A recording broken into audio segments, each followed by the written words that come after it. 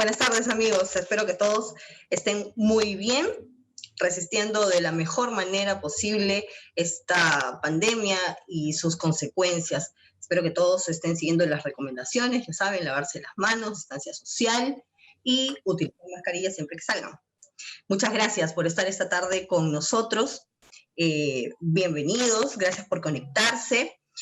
Estamos en el primer programa de En la Mira. Así hemos llamado a este espacio en el que vamos a presentarles entrevistas, opiniones, información política, social, y que pretende ser un referente en cuanto a estos temas, teniendo en cuenta que por estos días es muy difícil encontrar información, digamos, diferente, ¿no? Diferente, porque parece que la información con la que podemos contar camina al unísono, ¿no?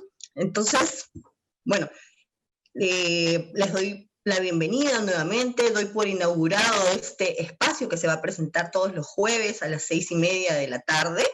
Les agradezco, muchas gracias por estar conectados. Sé que hay mucha gente de redes sociales aquí conectados viéndonos. Gracias, chicos, por el apoyo. Y bueno, doy por inaugurado el espacio y les doy la bienvenida. Hoy tenemos un tema completamente coyuntural que me parece muy importante abordar porque es necesario que frente a las gravísimas denuncias por corrupción contra el presidente Martín Vizcarra, sepamos cuál es el rol de las demás instituciones del Estado, ¿no? Hay algunas voces exigiendo que el presidente se mantenga en su cargo hasta culminar su mandato, pero también es necesario reflexionar sobre cómo afecta al país que se culmine ese mandato, ¿no? ¿Cómo afecta al país bajo las actuales condiciones, ¿no? Hablando propiamente de las denuncias, de los audios que salieron anteriormente. Y hay una pregunta que nos hacemos mucho, ¿no? Si siendo presidente regional tuvo actos de corrupción, ¿por qué siendo presidente del gobierno central no los tendría? Entonces, eso, entre otras muchas cosas, es principalmente lo que nos preocupa, lo que a muchos, ¿no? Y lo que nos preguntamos. Siguiendo esa línea, el Congreso ha presentado por segunda vez un pedido de vacancia contra Martín Vizcarra, pedido que tiene obviamente muchos detractores, que lo han calificado como vacancia express. Entonces, ese es justamente nuestro tema de hoy. ¿Es realmente lo que se ha presentado una vacancia express? ¿Está siguiendo el trámite que debe seguir o lo están apurando? ¿No? Para analizarlo hemos invitado al señor José Chevasco, quien es un experimentado funcionario en materia de derecho parlamentario, pues ha sido oficial mayor del Congreso en 3 periodos. El primero por 9 años, desde 1993 hasta el 2002, el segundo del 2006 al 2007 y el tercero del 2016 al 2018. Señor Chevasco, buenas tardes. Muchísimas gracias por aceptar nuestra invitación. Úrsula, encantado de estar contigo en tu primer programa. Sé que será un éxito. Muchas gracias. De un gran carisma y sabes comunicar muy bien. Así que me tienes hoy para que me interrogues, me interpeles, me preguntes en todos los aspectos que quieras sobre el tema de la vacancia o del trámite de la vacancia presidencial. Perfecto, muchísimas gracias por acompañarnos. Hagamos un poco de pedagogía, porque al estar en redes nos ven personas de diferentes edades, profesiones, oficios, entonces es lógico que no todos estén familiarizados con el reglamento interno del Congreso, los procedimientos, los trámites. ¿Usted podría explicarnos un poco qué es lo que hace un oficial mayor? Claro, encantado y gracias por la pregunta. Y es verdad, muchas personas que nos miran, y seguramente tú también podrías conversar con ellas en vivo y en directo, como me ha pasado muchas veces, que no comprenden el término de oficial mayor. Cuando yo llegué al Congreso por primera vez en el año 80, imagínate cuántos años han pasado, yo pensaba que el oficial mayor era un militar. Me esperaba a alguien con kepí, con uniforme, pero no fue así, era una persona de civil. Entonces mi primera pregunta fue la que tú me acabas de hacer. E investigando ya un poquito con los años, y viendo las actas de la primera sesión plenaria del Congreso Constituyente de 1822, me di con la sorpresa que uno de los primeros actos que hizo el presidente de ese entonces, Luna Pizarro, fue nombrar la relación de empleados del Congreso. Y me di cuenta de que en esa época se denominaba empleado público tenía el nombre de oficiales. O sea, había oficial noveno, oficial cuarto, oficial tercero, oficial segundo, oficial primero y oficial mayor. Entonces, la primera definición es que se denomina oficial a todo funcionario público. Te hablo de hace 199 años. Con el tiempo, el Congreso moderniza la denominación de sus empleados, pero por tradición deja el nombre de oficial mayor. O sea, el empleado mayor, el empleado de mayor nivel jerárquico del Parlamento peruano. Sus funciones son básicamente ser el responsable de la marcha administrativa del Congreso, es decir, de proveer a todos los congresistas de los aspectos administrativos, logísticos y también técnicos. El concepto es mantener a la estructura burocrática de empleados del Parlamento de forma estable, de manera que cada 5 años van llegando nuevos congresistas y en función de la plana administrativa que encabeza el oficial mayor, de asesorarlos en los procedimientos legislativos, en los procedimientos parlamentarios, porque las personas que llegan a ostentar el cargo de parlamentario no siempre están familiarizados con los procedimientos legislativos.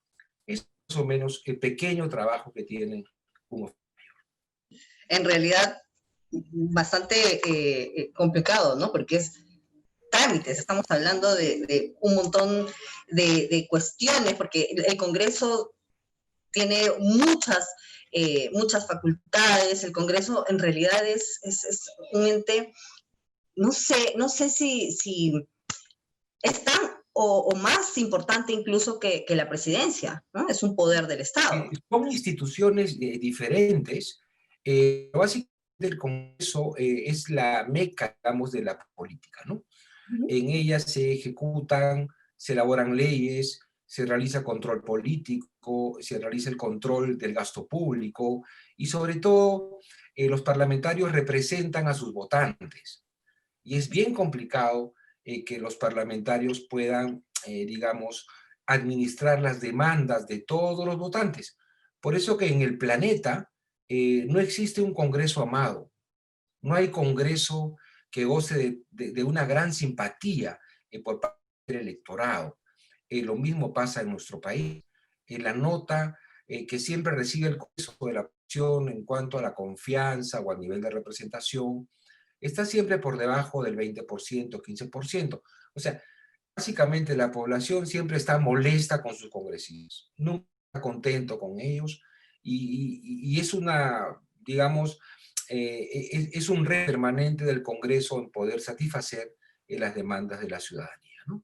Y conectarse, ¿no? Conectarse con la ciudadanía, porque efectivamente mucho se ha hablado, sobre todo desde el año pasado, ¿no? O desde el cierre anterior del Congreso, que el Congreso no, que se hablaba de la baja aceptación del Congreso, pero cuando lo comparamos con periodos anteriores, cuando lo comparamos con otros países, efectivamente es lo que sucede siempre. Entonces, ese es el primer punto a resaltar, ¿no? El Congreso siempre va a tener ese problema, digamos, de baja aceptación, de baja popularidad, ¿no? De baja popularidad. No tiene que ver con la crisis de desconfianza, tiene que ver mucho, por ejemplo, con las redes sociales, donde se ventilan en tiempo real las conductas individuales del congresista, como también las conductas institucionales del Parlamento, y la gente tiene diferentes formas de evaluar a la representación, ¿no? Los escándalos personales son cosas negativas para el Congreso.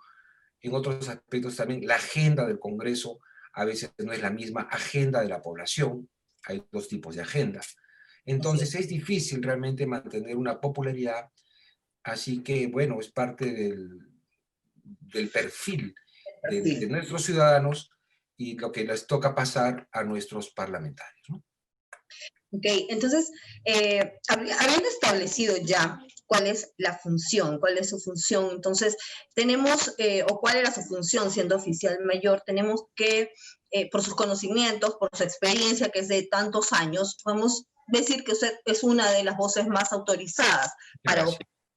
acerca de si este pedido de vacancia, este nuevo proceso de vacancia se está llevando a cabo correctamente. Porque yo creo que eso es algo de lo que más preocupa en la población, ¿no? Que se esté llevando a cabo, que no se esté llevando a cabo por venganzas personales, sino que sea efectivamente porque el Congreso está salvaguardando la figura presidencial y todo lo que se supone que debería ser, ¿no? Entonces, ¿qué nos dice, señor Chabasco, la Constitución? ¿El Congreso puede vacar a un presidente? Y si es así, ¿puede ser por cualquier razón o necesariamente tiene que haber argumentos sólidos? A ver, en principio partamos de que este es un juicio político.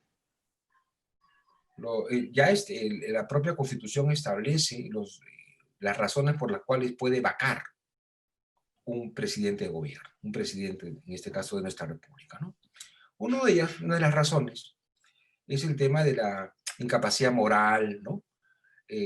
Y esto está ligado a actos de corrupción, como bien lo has dicho en la introducción de inicio de tu programa.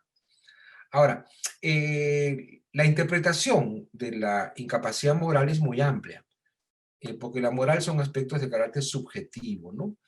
Entonces, estos principios subjetivos son interpretados políticamente por los representantes del país. Si ellos creen pertinente, en su mayoría, interpretar de lo que hace un presidente de gobierno calza con lo que dice la Constitución, entonces se inicia el proceso de antejuicio y probable vacancia de un jefe de Estado. En este caso, ya los congresistas han manifestado, un sector de los parlamentarios han manifestado el deseo de realizar un trámite de vacancia presidencial, para lo cual han cumplido con lo que establece el artículo 89A del reglamento, con la presentación de una moción, con un número de firmas mínimo, que el mínimo es 26 firmas, y lo que han cumplido, ¿no? Entonces el trámite ya se inició. El presidente del Congreso, por el efecto casualmente de evitar interpretaciones de que se trate de un apresuramiento, como sucedió quizás en el anterior proceso de vacancia, el cual fue también rechazado, dio un periodo de reflexión, digamos. Dio un periodo de reflexión para que una vez presentada la moción de vacancia, esta recién pueda debatirse este 31 de octubre.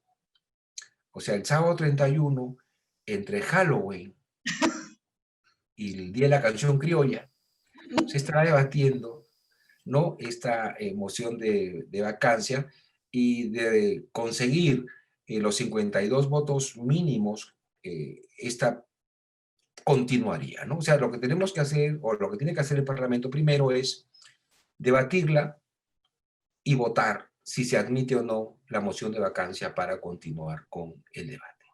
Entonces, ahora porque ya se presentó, como usted dice, la moción de orden del día, ya pasó esa parte, ahora sigue la votación, en la que 52 congresistas, como mínimo, tienen que estar de acuerdo. Siempre y cuando no hayan licencias. O sea, Ya. si este día están los 130 hábiles para votar, nadie se enfermó, nadie está en el hospital, nadie está de viaje, ¿no? Entonces sería el número de votos mínimo 52. Si alguien estuviese de viaje, enfermito, qué sé yo, entonces ese número bajaría, ¿no? Es fluctuante el número de votos para la admisión de la moción. Ya, entonces, ¿hay un tiempo específico para para pasar a esta parte del proceso? Sí, el procedimiento es presentar la moción. Esta moción se remite al presidente de la República para que él conozca que hay una moción presentada contra él. Esto ya se realizó también. Ahora viene el sábado 31, votan. Supongamos que se apruebe. Si se aprueba, el reglamento tiene un plazo y dice lo siguiente: una vez aprobado, no se puede realizar el juicio político ni antes del tercer día de votado, ni después del 10º día de votado. Ah, ok. Bien, no habla de días hábiles, se cuentan días naturales, exceptuando el día domingo. Entonces, una vez que se cite a la sesión para discutir ya la moción de interpelación, ¿correcto? El presidente de la República puede asistir para ejercer su derecho a la defensa o puede enviar a su abogado para que pueda ejercer el derecho a la defensa. Bien, entonces, terminado ese proceso, ya se vota nuevamente. Y para votarse se necesitan 87 votos como mínimo. O sea, lo importante es que el Congreso cuide escrupulosamente todo el procedimiento y sobre todo que cuide el derecho de la debida defensa de la persona acusada y para que no haya ninguna interpretación de que se hayan cumplido con las normas previstas para el juicio político. Así es. Y según lo que estamos viendo ahora de este proceso, o sea, ¿a usted le parece que estamos dentro del tiempo, que estamos, o que el Congreso está haciendo, está siguiendo la norma, el reglamento? Porque esto está en el reglamento del Congreso, ¿no es Todo lo que cierto? le he dicho, yo no lo inventé, está aquí en mi reglamento que para yo plagiar un poquito, porque ya me olvidé con el tiempo. Entonces, todo está previsto. Y la mejor prueba de que no se trata de un apresuramiento es que una vez presentada la moción con las firmas pertinentes, el presidente ha esperado un periodo comprensible, creo yo, de reflexión, porque muchas veces el político actúa por impulsos, ¿no? Entonces esa impulsividad a veces es dañina. La impulsividad no nos juega bien a nadie. Correcto. Entonces ha dejado enfriar un poquito la moción y el trámite continúa pues este día 31 de octubre, ¿no? Ok, entonces no estábamos hablando de un apresuramiento, ¿Por qué no? ni de un proceso express, ¿no? Como ha venido describiendo. En su experiencia, ¿cuánto demora que los congresistas se pongan de acuerdo en un trámite como este? ¿Qué? Es complicado, ¿no? Porque 30 personas, o sea, es complicado. Mira, en principio tenemos un parlamento lamentablemente fragmentado, ¿no? Tenemos un parlamento con 9 grupos parlamentarios. así es. No hay una mayoría absoluta. Estos 9 grupos, ponerse de acuerdo, como tú lo has dicho, es bien complicado. Entonces ahí los parlamentarios tienen que evaluar, ¿no? Evaluar no solamente los aspectos políticos del corto plazo, porque lo importante en aspectos de gobernabilidad, y el Congreso tiene que ver mucho en la gobernabilidad de un país, que ellos tendrán que evaluar por la estabilidad política, los efectos que podría tener de repente en la economía del país, una inestabilidad política, el costo-beneficio social de una decisión de esa envergadura, porque implicaría, ¿no?, de realizarse la vacancia, implicaría pues que el presidente del Congreso asuma la presidencia de la República, nombre un gabinete, este gabinete... Sí, dime.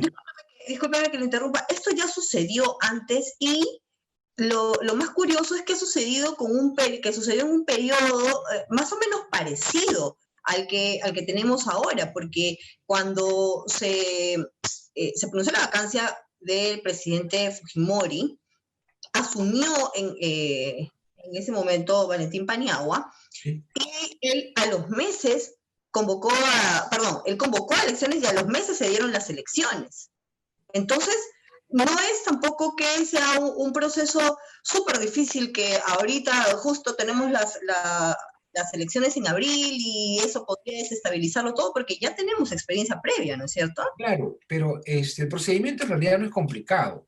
En el año 2000, donde yo participé también como oficial mayor en todo el procedimiento de la vacancia, era algo novedoso, era algo que por primera vez se hacía e inclusive teníamos inconvenientes, o los parlamentarios tenían inconvenientes de cómo interpretar el tema de la asunción del presidente del Congreso como presidente del país, ¿no? Hubo una discusión y bueno, al final el criterio procedimental dio origen a que el señor Paniagua pida licencia al Parlamento para poderse hacer cargo del gobierno. Pero entendamos que, y con esto no quiero dar ningún tipo de opinión política, porque eso es lo que yo trato de no realizar. Estamos hablando del trámite meramente. Del trámite, pero en la interpretación que tú me acabas de dar, son espacios-tiempos distintos. El Perú del 2000 no es el Perú del 2021. El Perú del 2000 no tenía una pandemia. El Perú de 2000 no tenía, como hoy tiene, 4 millones más de desempleados. O sea, el contexto histórico, el espacio-tiempo histórico que vive la nación en el año 2021 es totalmente distinto. Es cierto lo que tú dices. Quizás componer un ministerio, un consejo de ministros, exponer la política general de gobierno, etcétera, etcétera, etcétera, etcétera, podrían ser interpretados como que no, pues ya lo hicimos, ¿por qué no vamos a hacerlo de nuevo? El tema es evaluar los impactos. O sea, estamos en un periodo difícil para el país, no estamos viviendo épocas normales, entonces esa es la evaluación, que yo no la hago, sino tendrían que hacer los actores políticos del Parlamento respecto a la conveniencia o no, o la justificación o no, o a las razones válidas o no, de ejecutar una vacancia en este contexto, ¿no? Que es un poco lo que los que están en contra de la vacancia, que son los argumentos que esgrimen, ¿no? Porque muchos dicen, claro, en este periodo, que es, como bien lo ha dicho, tenemos un serio problema sanitario, que a consecuencia del cual hay otros problemas, como por ejemplo el problema económico, ¿no?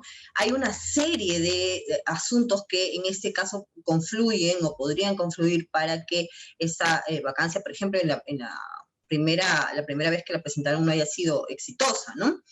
Ahora, pero en este caso, nuevamente vemos que se acumulan o las denuncias o viene otro tema que denunciar, entonces ya es como que ya la balanza como que se vuelve loca, ¿no? No sabe para dónde ir, ¿no? Porque Bueno, por eso, son los actores políticos, esa es la opinión pública, que ejercen, pues van a ejercer presión seguramente sobre los 130 actores que van a ser los que tendrán en sus manos la continuidad o el hecho de que se realice la vacancia. Y en ese tema yo no me meto. Entonces, ya ¿Es posible o hay alguna, no sé, pongamos, se da la vacancia? ¿Cabe alguna posibilidad de que las elecciones del próximo año no sé, de que digan no se van a poder realizar en abril porque hemos hecho el cambio de mando, ya no tenemos el mismo presidente, vamos a tener que hacerlas, no sé, en el 2022 o a fines del 2021? ¿Hay algo que no sé, en el reglamento, en la Constitución, que avale esto? ¿O de todas maneras tendría que hacerse? Porque finalmente no es el Congreso el que ha llamado a las elecciones, ni el que tiene a su cargo el proceso electoral. la elección ya está convocada. Ya hay fechas, el Jurado Nacional de Elecciones está haciendo lo suyo. Cada órgano electoral está haciendo lo suyo para que se puedan realizar las elecciones ya convocadas. No hay manera de que el Congreso diga no se van a dar las elecciones, ya votamos al presidente, pero no se van a dar las elecciones en abril. En estas circunstancias creo que no. Salvo que haya una hecatombe, un terremoto, una cosa así fortuita, que Dios no lo quiera, que imposibilite realizarse el acto electoral ya previsto. Yo creo que no hay ninguna razón para eso. Perfecto, perfecto. Finalmente, señor Chabasco, recuérdenos o recuérdele a nuestros amables espectadores cuántos procesos de vacancia se han dado a lo largo de la historia del Congreso peruano. Bueno, en la historia temprana, ¿no? Vamos a decirlo así, porque, vamos, no sé toda la historia política del Perú, pero básicamente pues han sido el señor Fujimori, ha habido el señor Kuczynski, ¿no? Ha tenido, bueno, ya en este caso 2 más, con esta 2 más serían 4, y que yo recuerde, pues, no ha habido otro tipo de vacancia, otro procedimiento de vacancia en la historia temprana del Congreso, ¿no? Bien, No es entonces un procedimiento que se utilice permanentemente, digamos, cuando porque denuncias de corrupción, lamentablemente, en nuestro entorno político tenemos muchísimas, ¿no? Pero, y muchos de los presidentes, cuando están en funciones, luego antes de esas funciones y después de esas funciones han tenido denuncias, pero están en funciones, ya tenían denuncias por corrupción algunos, entonces, pero no es que se hayan presentado mociones de vacancia para todos ellos, porque obviamente tiene que haber alguna, no sé, alguna prueba, algún indicio suficiente que sustente esos pedidos de vacancia, ¿no es cierto?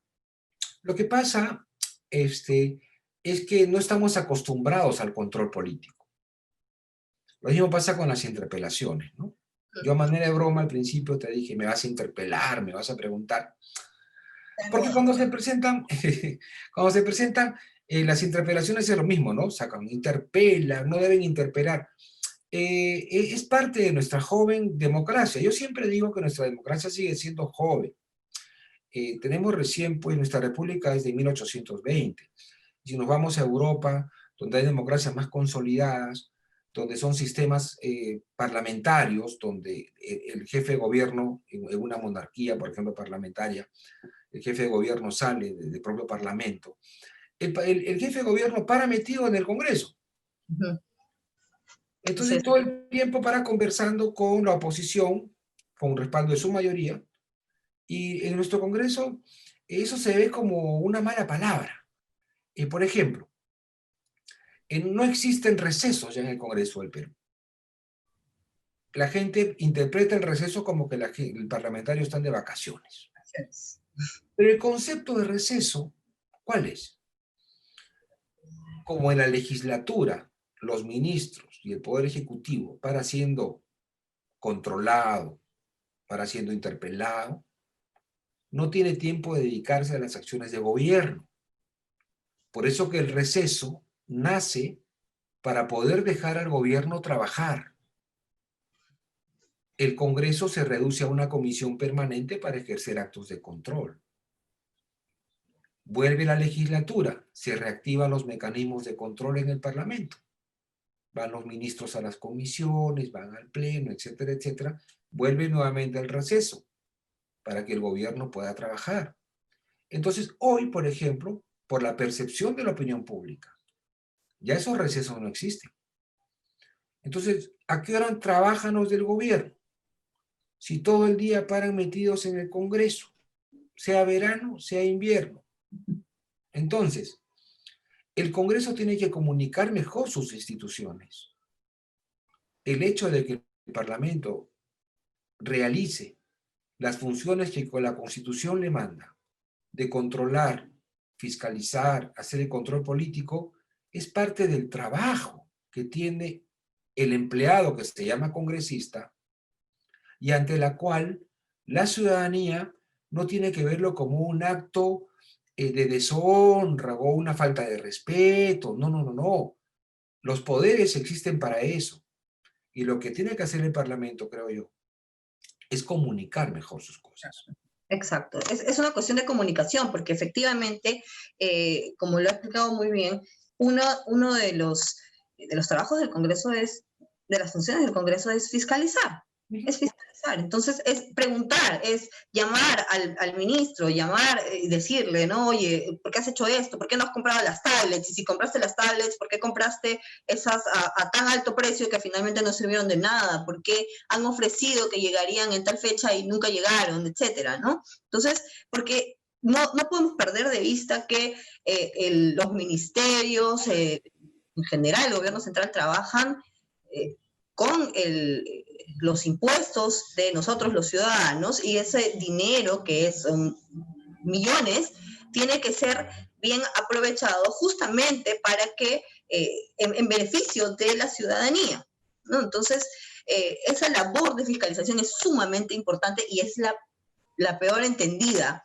por la opinión pública, creo que es una de las principales razones por las que la ciudadanía rechaza al Congreso, por esa labor de fiscalización que finalmente es suya. Y otro ahora sí, para terminar, este asunto de que todavía no se ha cambiado a los magistrados del Tribunal Constitucional.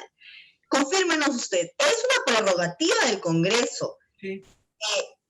escoger a los miembros del Tribunal Constitucional? El Congreso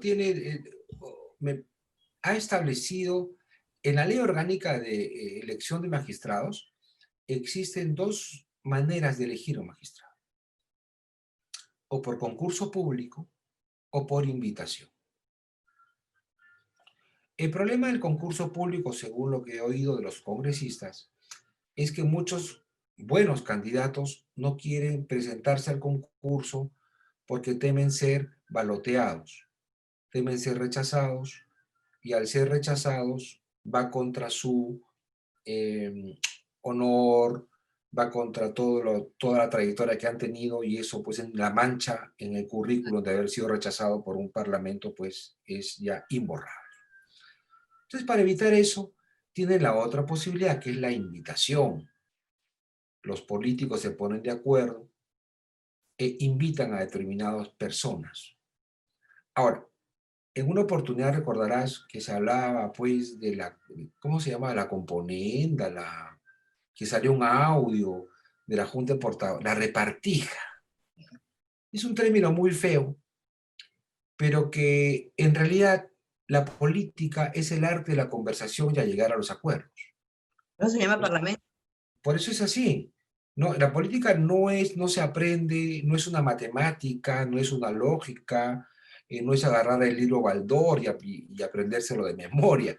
La política es un arte, y los consensos, los acuerdos son productos de las conversaciones entre las que conforman el Parlamento.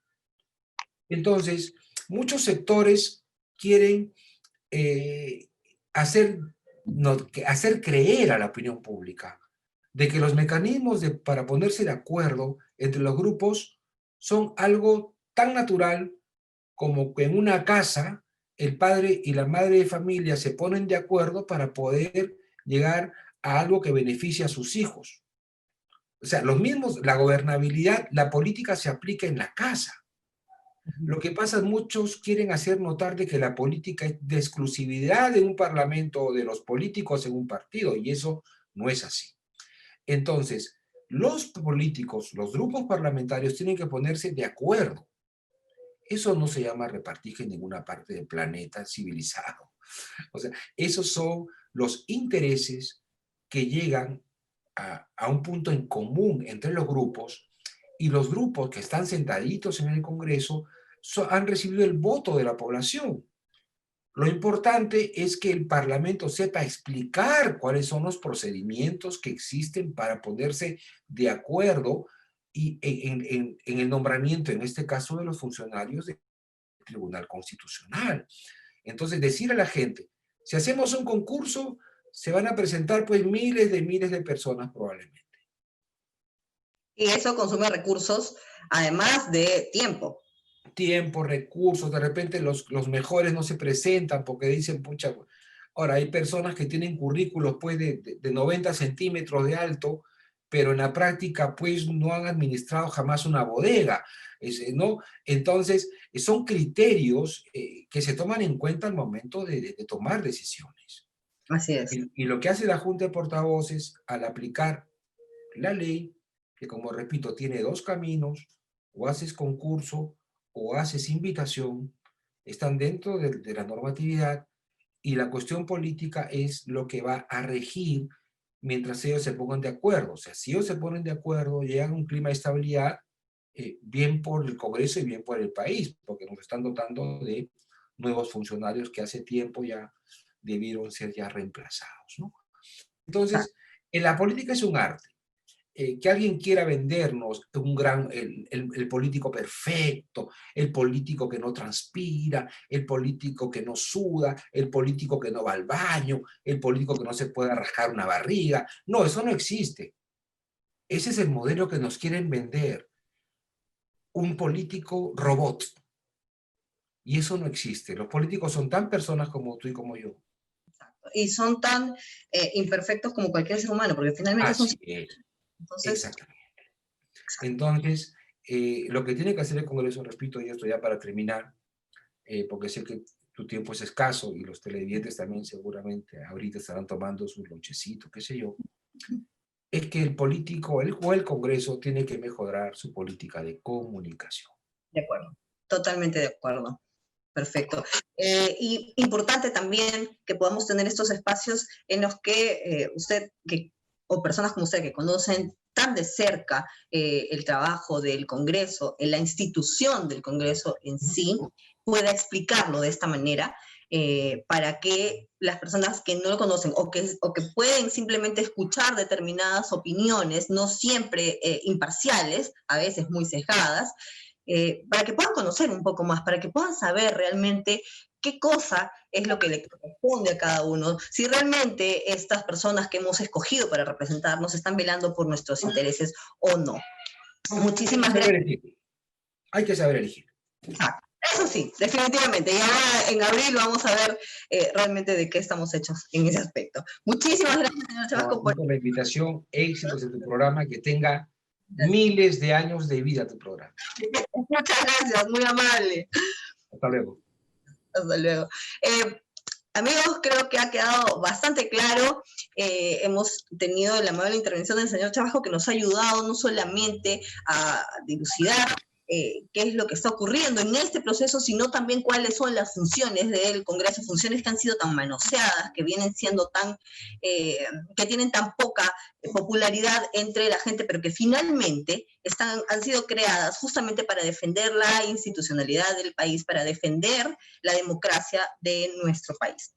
Entonces, es obvio que bajo determinadas circunstancias, sobre todo como estas, cuando hay un acusado, ese acusado va a querer modificar un poco de lo que se trata, o las facultades de sus enemigos, entre comillas, ¿no? Que son finalmente lo que lo están acusando. En los próximos días veremos cómo se desarrolla todo este asunto de la vacancia, que, bueno, ha dado un giro muy preocupante con las declaraciones del premier Martos y yo lo llamaría guiño, pero en realidad no es un guiño, es bien obvio ese salto ese guiño golpista que ha querido darle con sus declaraciones, ¿no? Entonces, vamos a ver lo que ocurre en los próximos días.